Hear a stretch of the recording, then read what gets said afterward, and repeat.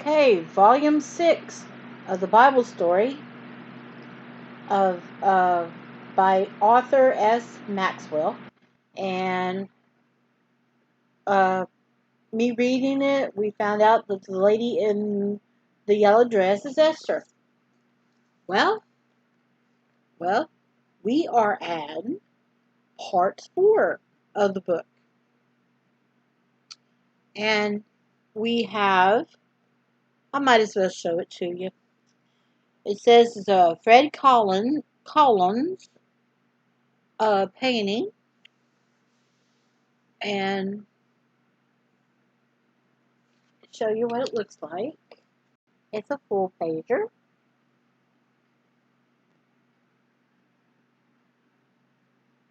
and it's my camera. It's not my camera. Yeah, let me get it straight. It's not my camera. This book is 70 years old, and it kind of looks a little. Uh, the printing is a little off. Okay, the caption says, "Before God permitted Satan to try Job in integrity, the patriarch was one of the wealthiest men in ancient times. Yet he was faithful to God and happy with his 10 kids." 10 kids.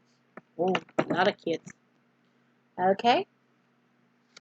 And part 4, story 1, man with 10 kids. Okay. Long, long ago, long before Esther was born, or Solomon, or even Joshua, there lived a man in the land of Uz, or Oz, is UZ, so I think it's Oz, or Uz, whose name was Job. Job. Job. And most people look at it and say, "Ew, it's Job." No, it's Job. Okay? And I can say this, the land of Oz. If I said that, it'll sound like something else. Okay, let me get back. Okay, this man had 10 children, 7 boys and 3 girls, and he wished he knew their names. I wish I knew their names, but the Bible doesn't tell them. Just where Job, see, I wanted to say Job too. Just where Job lived, nobody knows for sure. Many think it was the land of Uz, must have been somewhere on the border of Arabia, because it was a fertile land near a great wilderness. Job was a very rich man, and was known as the greatest man of all the men of the East. He owned 7,000 sheep, 5,000 yokes of oxen, that means 2 oxen on each one, 500 yoke of oxen, and 500 sheep, it doesn't say donkeys. What a wonderful time his 10 children must have had with all those animals. But though Job, see, I did it. But though Job was rich and had a very great household, he was not a worldly man. He did not let his money turn his head. He put God first in everything and became known as a perfect and upright man who loved God and hated evil. Okay? What a good example he must have set before his children, his friends, and his neighbors. Yeah, if I'm reading, I had the machine read it the other day. He goes and sacrifices, sin sacrifices for his children over when they have a big party. So he did that, just to cover their sins, just in case. And I don't know why that tidbit came in my brain, but that's what it is. Surely he His noble character was his greatest wealth. When God wanted to name three righteous men, whom do you suppose he chose? The prophet Ezekiel tells us they were Noah, Daniel, and Job. This was the greatest tribute he could pay to any man. Wouldn't you like to be on God's list too? With a large family of boys and girls, with all his sheep and camels and oxen, and the best of all, with the feeling that God smiles upon him, Job must have been a very happy man.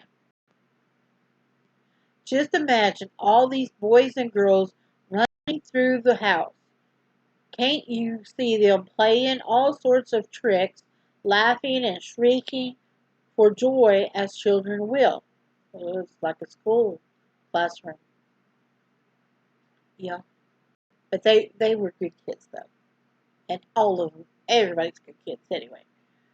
Okay? I'm sure Job picked them up when they fell, loved them when they got hurt, prayed with them when they were naughty, and let them ever heavenly have and led them ever heavenward by his godly life. Those were good, glad days. As the years rolled by and the children grew up, the boys set up houses of their own. But the family remained unbroken, and the 10 brothers and the sisters still had a wonderful time together. First one, then the other would have a party in his house and invite all the rest. And you can be sure they often talked about their childhood pranks and their dear father and mother who, they knew, were still praying for them as of old. It all this was too great, perhaps, to last. Of a sudden, it began to fade away.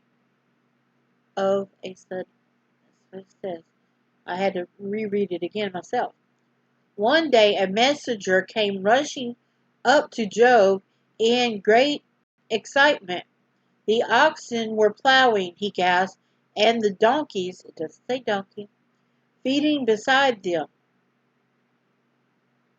And the Shebans, Shebans, or it looks like Shabines, really it does, Sabeans, Shabines fell upon them and took them away. Yea, they have slain the servants with the edge of a sword, and I am the only I am the I only am escaped. Oh, crazy. Cattle thieves, muttered Job, wondering how many of his animals had been stolen. He would have to do something about this. But scarcely had the first messenger finished his story when another arrived. Fear showed on his face. The fire of God is fallen from heaven, he cried, and of course the pause, burnt up the sheep and the servants and consumed them. And am I only am escaped. So what a storm it must have been. What fearful lightning. How sad that so many of his shepherds had to have been killed. At the moment, a third messenger came running with still worse news. The Chaldeans, he said, had come in 3 bands and driven off all the camels. And then it's got Job down at the bottom, and it's got the first runner, and then it's got 2 in the back, very far in the back. But there it is. Job getting the sad messages of all that's happening. Okay.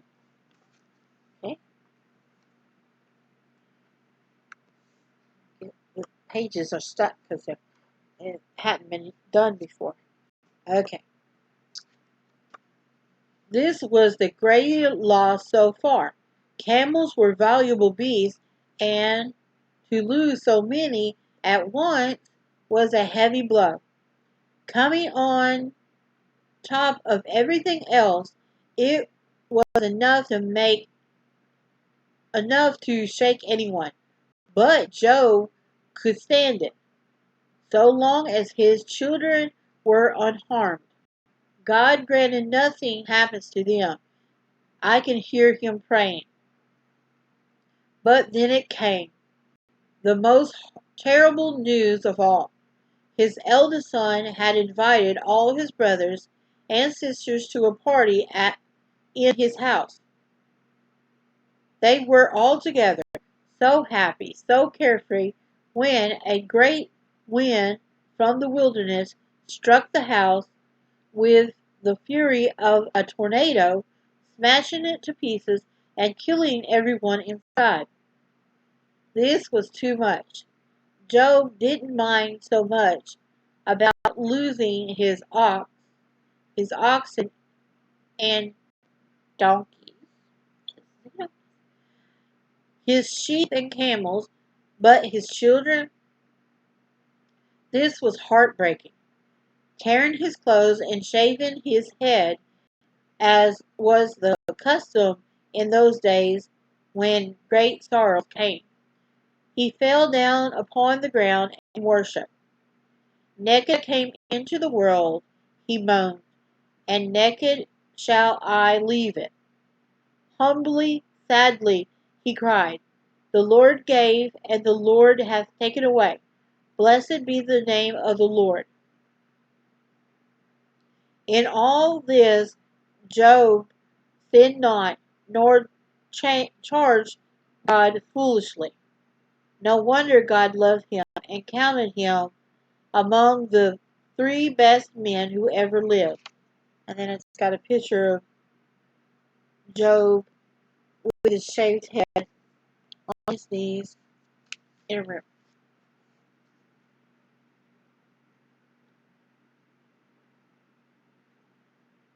Alright, I'm going to give you another few seconds. Okay. And that was the end of part 4, story 1. So, like always, we're going to break and then be back in a minute. So, keep up.